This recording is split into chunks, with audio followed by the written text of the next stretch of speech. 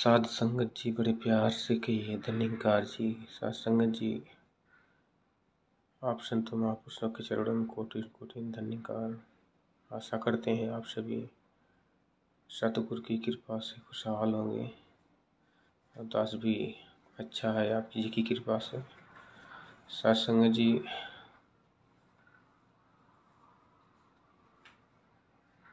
जब पहले मूर्ति पूजन फोटो पूजन करते थे तो एक विश्वास था कि इसमें परमात्मा का वास है। उसे प्रतीक मानकर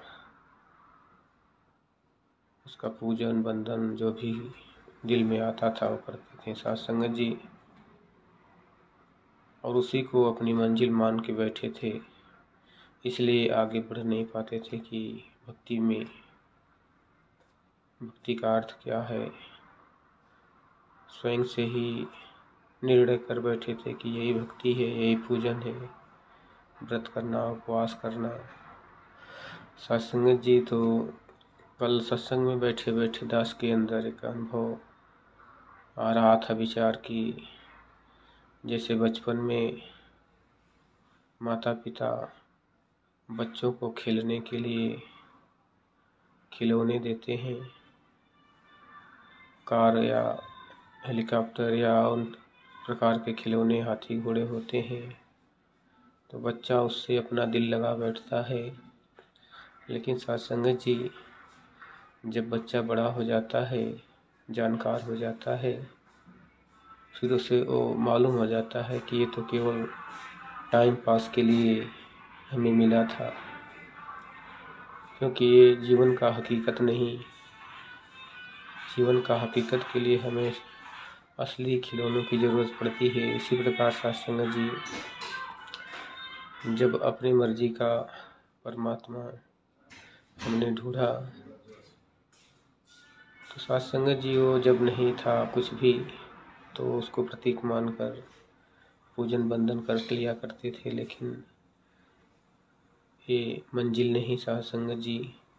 आप संतों महापुरुषों के संग जब मिला तब ये समझ में आया कि भक्ति लोकी ये ना समझे रब नु पाना भक्ति है। छोड़ के सारे ब्रह्म लेके गुरु रिझाना भक्ति है। साध संगत जी, जिस दिन ज्ञान मिला, दास बिल्कुल अपने आप को जीरो से भी नीचे समझने लगा कि जितना अब तक मैंने व्रत उपवास तप त्याग जो भी किया था सब के सब बेकार गया। यूँ समझ लें कि उसी का फल है कि आप संतों का चरण मिला, क्योंकि मन के अंदर एक प्यास थी, लगन थी परमात्मा को पाने की। जो वही लगन वही प्यास आप जी के चरणों तक दास को लेके आए साध संगत जी। तो ये मन की चाहत को भी साध संगत जी बरकरार रखना जरूरी होता है। इसी की वजह से इंसान आगे की मंजिल को प्राप्त करता है। अगर हमारी आस्था वहीं मिट जाती तो दास यहाँ तक शायद नहीं पहुँच पाता। बहुत कोशिश के बाद दास ने भी आप संतों की बात माना और परमात्मा का दीदार पा गया।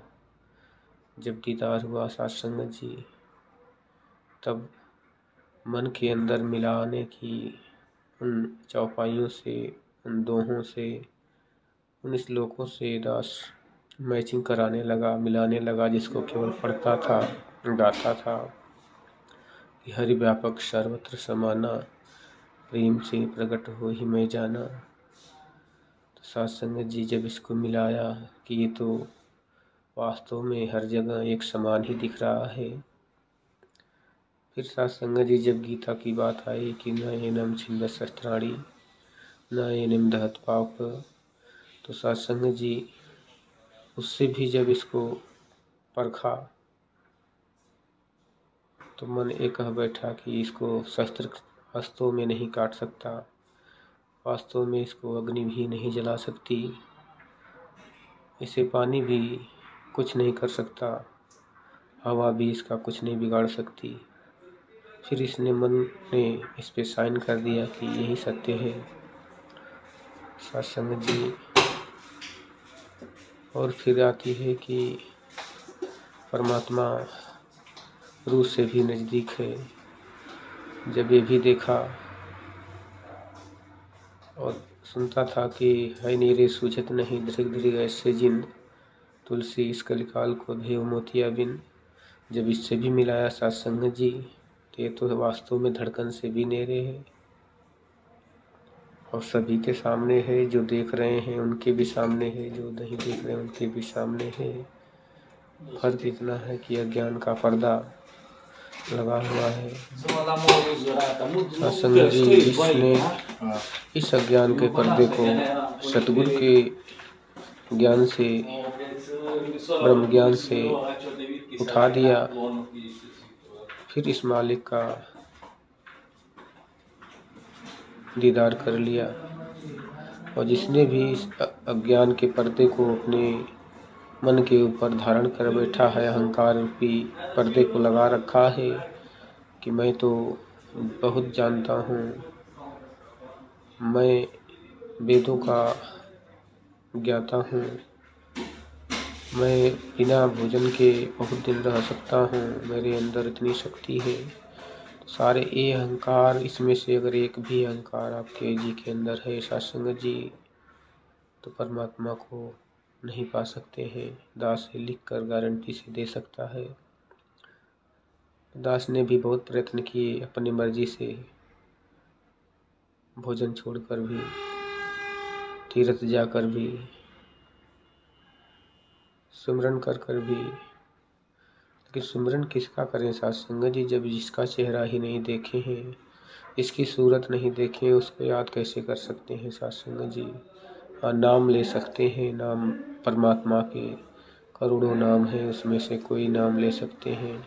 और आज यही दुनिया में हो रहा है कि जो भी गुरु आज संसार में वेशधारी हैं, सभी अपनी अपनी टीम या सत्संग चलाने के लिए इंसान को उसमें से, उस करोड़ों नाम से एक नाम दे देते हैं और कहते हैं इसका जाप करो, परमात्मा आपको एक न एक दिन मिल जाएगा। सत्संग जी हमें ये ज़रूरी देखना होता है कि अगर इनको मिला होता तो हमें ये आशा नहीं दिखाते, हमें ये वास्तव में दिखा देते इस परमात्मा को।